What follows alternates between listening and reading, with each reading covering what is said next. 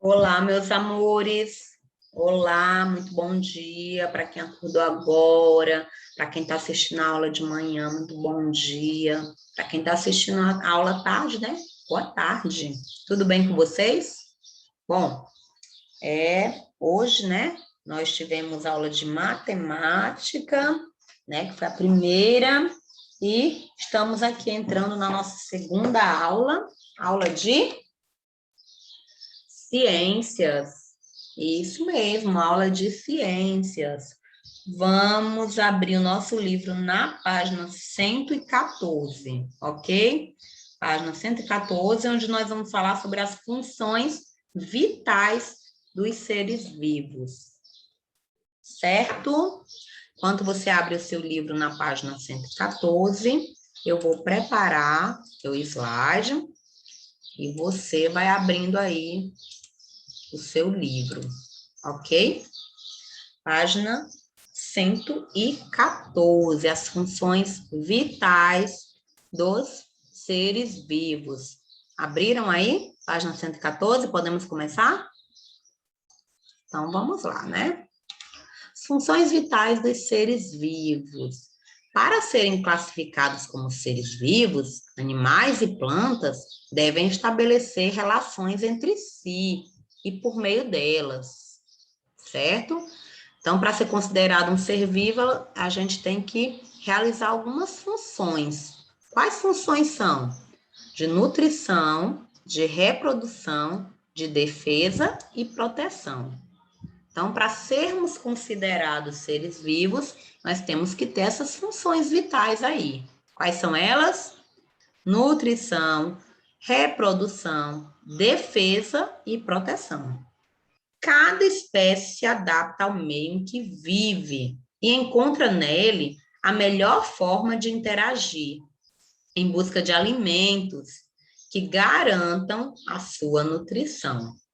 Então, cada ser vivo, se for uma planta, se for um animal, se for nós, né, seres humanos, a gente acaba se adaptando àquele ambiente em busca da nossa nutrição. O que é a nossa nutrição? Da nossa alimentação. Por exemplo, se a gente mora numa região quente, a gente vai encontrar alimentos daquela região e vai nos manter vivos, né? Se a gente por acaso for morar lá nas geleiras a gente vai encontrar alimentos típicos da região e a gente vai se adaptar e aprender a comer o que tem naquela região. É a nossa nutrição. Assim também são os animais, né? Os animais, eles se adaptam. Por exemplo, os pinguins, lá nas regiões geladas, lá ele encontra o alimento para ele fazer assim a sua nutrição. Plantas do mesmo jeito, né? A reprodução se dá com seres da mesma espécie que sejam capazes de gerar outros seres férteis, garantindo a continuidade. Aí agora a gente já está falando da nutrição, que é a nossa alimentação, e agora a reprodução. Quando dois seres da mesma espécie se encontram e eles são capazes de gerar um novo ser, de reproduzir, isso se chama reprodução. Por exemplo, é um homem e uma mulher, tem os seus filhos, né? Os seus bebezinhos, menino, menina. Deixa eu ver, o cachorro com a cachorra, uma planta. Até as plantas elas se reproduzem, as novas plantas, certo?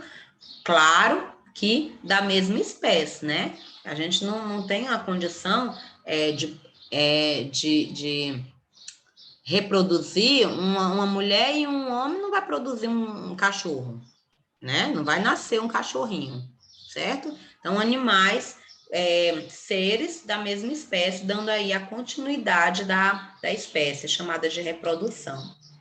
Os seres vivos também buscam proteção e defesa das ameaças existentes no seu habitat, que seja de animais de outras espécies ou dos elementos da natureza, o sol, a chuva, o vento. Então, todos os seres vivos, eles procuram se defender. Os animais se defendem. A gente sabe que tem um animal que come o outro, mas o animal ele vai tentar fugir daquela caça. Ele vai tentar. Por exemplo, um leão come antílope. É claro que ele não vai se entregar ao antílope, não vai dizer assim, ó. Claro, leão, pode vir, a cadeia alimentar, pode vir aqui, ó, tô aqui. Como que você prefere a carne hoje? Salgadinha ou mais sem tempero? Né? Não vai dizer isso. O antílope ele vai fugir. E nós, seres humanos, também. Pode ver que aqueles filmes, quando passa no tempo das cavernas, onde os homens se protegiam dentro das cavernas, foi aí então que surgiram as primeiras famílias, né? Os primeiros habitats, as primeiras casas, diriam assim. Foi como? Para que eles fugiam e se escondiam em cavernas?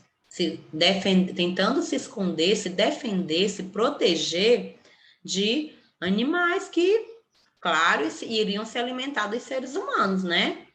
Então, essa defesa, ela é uma função vital de um ser vivo.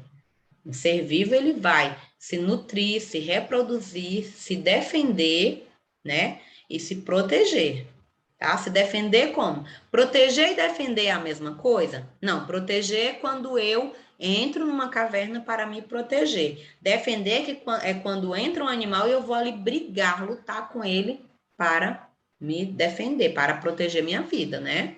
Então, é diferente proteger e defender. Sempre que há algum desequilíbrio no ambiente, ocorrem alterações na forma de seres vivos buscarem alimentos. Por exemplo, aqui, uma queimada. Se acontecer uma queimada, um desequilíbrio no ambiente. Aí, os seres vivos, a partir daí, eles procuram outras alternativas para se alimentarem, para reproduzirem, para se protegerem. As queimadas, a poluição e até a interferência de um ser vivo podem modificar essas relações. A introdução de um ser vivo em um ambiente que não é o seu pode trazer consequências para o meio e para os seres que nele vivem. Esse processo, denominado de bioinvasão, ocorre na maioria das vezes por ação do homem. Sempre a gente, né? Perceberam aí que sempre a gente está envolvido aí nessas coisas que não era para estar envolvido, né? A gente sempre está aí no meio fazendo o que não é para fazer. Não é verdade? Então, essa introdução de um ser vivo no ambiente que não é o seu, é chamado de bioinvasão. Geralmente é causada pelo homem. A espécie invasora, que geralmente somos nós, acaba competindo com as espécies do local, nativa, podendo até levá-las à extinção, pois o ser vivo, recém-chegado, pode acabar se adaptando bem às condições locais, não possuir predadores naquele ambiente e assim espalhar-se pelo território, tornando-se uma praga. Veja o exemplo. Então, acontece assim, gente. Às vezes, não só o ser humano, né, mas também os outros animais, às vezes a gente coloca aquele animal num lugar que não é dele e ele acaba, em vez de ajudando, ele acaba interferindo na natureza, ele acaba prejudicando, se tornando uma praga. Aí nós temos aqui, ó, dois exemplos. Tem esse caracol gigante, nessa primeira parte aqui, ó, caracol gigante africano. Ele era lá da África, estava tudo bem ele morando lá na África. O que aconteceu? Ele foi trazido para o Brasil. Porque aqui no Brasil foi extinto o escargot. O escargot ele foi extinto, né? Por algum motivo, o escargot deixou de existir. Só que o escargot ele é uma espécie bastante apreciada na culinária. Aí, como ele era muito utilizado na culinária, ele é um prato caro, ele é um prato que dá muito lucro aos restaurantes, eles foram buscar um outro o caracol gigante, que é tipo primo do escargot. Então, ele foi buscar essa alternativa pela falta do escargot, né? Só que deu errado. Mas deu muito errado. O comércio não deu certo, não deu certo. E o animal já se espalhou praticamente por todo o país. E deu muito errado porque ele é uma praga agrícola. A espécie pode transmitir doenças como a meningite, por exemplo. Ele foi trazido para resolver um problema na culinária e acabou que ele se tornou uma praga. Ele é uma praga tão perigosa que ele causa até a meningite. Meningite é responsável por muitas mortes, né? Então, isso aconteceu com o caracol gigante africano, que foi trazido para cá para ficar no lugar do escargot, tá? Aqui nessa segunda figura, ó, você está vendo aqui, é o mexilhão dourado. É o mexilhão dourado. Vamos ver como é que ele chegou aqui no Brasil. O mexilhão dourado, ele chegou ao Brasil por meio de porões de navios. Esse ele não foi não foi trazido assim para resolver nada. Eles estavam nos porões dos navios. Quando os navios desembarcaram aqui, ele se espalhou por alguns rios do país. Ele chegou nos navios, acabou se espalhando pelos rios. Esses moluscos se reproduzem rapidamente e toma conta da superfície onde ele se instala. Ele é rápido, a reprodução dele é ligeira, ele se instala, ele toma conta de tudo. Mas ele causa prejuízos em hidroelétricas, nas estações de energia elétrica. Ele causa prejuízo nas embarcações, ele causa prejuízo nos encanamentos, além de ameaçar a fauna e a flora do local que ele se instala. É isso mesmo. Então, isso é, né, com certeza um problema para a gente, né? Uma outra espécie, o mexilhão zebra, já invadiu mais de 40% das águas dos Estados Unidos e do Canadá, causando prejuízo. Então, os primos desse mexilhão aí, ó, do mexilhão dourado, é o mexilhão zebra. Lá no Canadá, lá nos Estados Unidos, eles chegaram lá e eles tomaram conta de 40% das águas, tomaram conta de muito, causando lá um grande estrago. E o primo dele, o mexilhão dourado, ele está aqui no Brasil. E aí? Daqui a um tempo ele vai causar também esse grande prejuízo ao Brasil. Com certeza, viu? Com certeza. Aí, né? O que fazer? O que será que vão fazer para evitar esse prejuízo aí, né? Não sei o que vão fazer. Não sei, mas que dá prejuízo, dá, né? Vamos ver as atividades? Vamos lá? Vou explicar um pouquinho sobre as atividades na página 116. Começa as nossas atividades. Minutinho, pronto. Então, aí nós temos questão número 1, na página 116. Observe abaixo a imagem de uma espécie, olha aí, outra espécie invasora. Uma espécie invasora e depois responda as perguntas relacionadas a ela. Você já ouviu falar sobre essa espécie?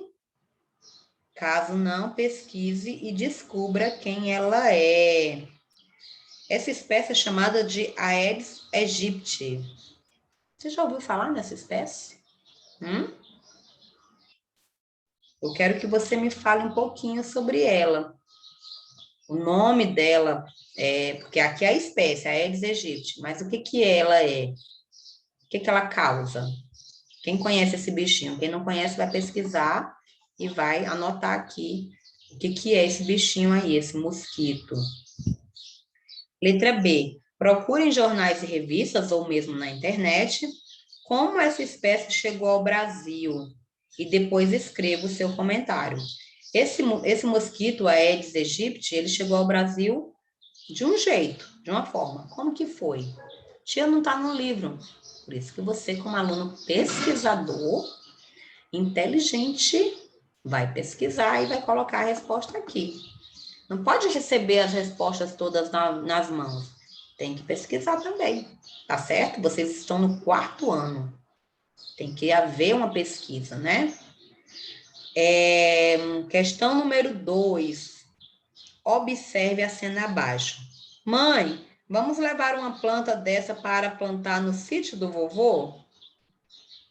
De acordo com o que foi estudado na aula de hoje, nós acabamos de falar, a ação do garoto pode causar algum problema?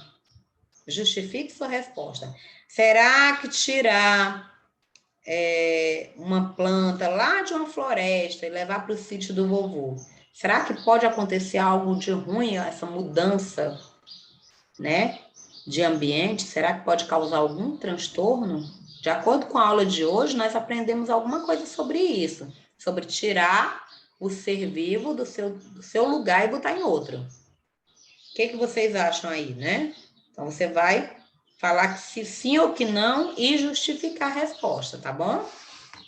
De acordo com o que foi lido, falado aqui na nossa aula. Aí nós vamos lá na página 117, questão número 3. Seres vivos desenvolveram suas funções vitais, garantindo que nasçam, cresçam, reproduzam-se e morram. Enumere a sequência das etapas da vida de cada espécie. Aí você vai colocar o que foi primeiro, ó. Ela primeiro nascendo, crescendo, reproduzindo, morrendo. O que aconteceu? Cada um. Claro que nascer vai ser o número 1, né, gente? Morrer vai ser o número 4, né? Vamos numerar essas etapas. 1, 2, 3, 4. Né? Mas claro que cada um na sua figura, né?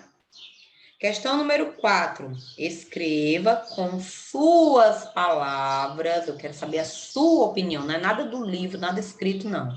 A sua opinião. Escreva com suas palavras o que você compreende por funções vitais. Claro que a resposta está aqui no livro, ó, funções vitais. Eu não quero a resposta do livro. Eu quero o que você entendeu sobre funções vitais. Ok? Não quero a resposta do livro. Quero que você me diga. Na página 118, as abelhas se relacionam entre si formando uma sociedade. Essa relação é determinante para garantir a vida. Você conhece outras sociedades de animais parecidas com essa? Pesquise e escreva um comentário sobre o assunto. Mais uma vez, você vai pesquisar, fora as abelhas que vivem em uma sociedade, quais outros animais vivem em sociedade também? Sociedades parecidas. Você vai pesquisar e vai fazer um comentário aqui sobre isso. Ah, tia, é tal, não sei o que, não sei o que. E elas vivem assim, fazem assim, e isso é importante para a vida delas. Pronto, é isso. Pesquisa. Você é um aluno pesquisador. Questão número 6 e última, né? A ação do homem na natureza causa algumas mudanças na forma de relacionamento dos seres vivos. O que você sabe sobre isso? Converse com seu professor. Então, o que o homem faz, o que o homem causa na natureza que causa grande impacto? Gente, várias coisas. Aí você vai escrever aqui e a gente vai conversar sobre isso lá na hora do atendimento. Certo? Muito bem. Então, gente, é isso. Fácil, né? Hein? Muito bem. Vamos realizar nossas atividades, vamos realizá-las cedo, viu? Cedo, procurem fazer as atividades de manhã, porque na hora do atendimento, tia, não deu tempo. Nós vamos fazer o atendimento um dia depois, porque o atendimento da aula de hoje é só amanhã. Aí você olha para mim com a cara de pau e diz assim para mim, tia, não deu tempo. Olha aí, não adianta estar no atendimento só para obter as respostas. Se fosse para obter as respostas, a gente lia o gabarito, gente, né? A gente tem que participar, a gente tem que realizar as atividades antes do gabarito, antes do atendimento, ok? Bom, eu espero que vocês tenham entendido e tenham gostado da aula de hoje, né? Que é a nossa segunda aula. Hoje nós tivemos matemática e agora ciências. Vamos lá. 2 páginas de matemática, 3 páginas de ciências. Simples, bem simplesinhas as páginas de ciências, tá? Bom, grande beijo, fiquem com Deus e até a próxima aula. Até amanhã, né? Se Deus quiser. Tchau, meus amores. Beijo.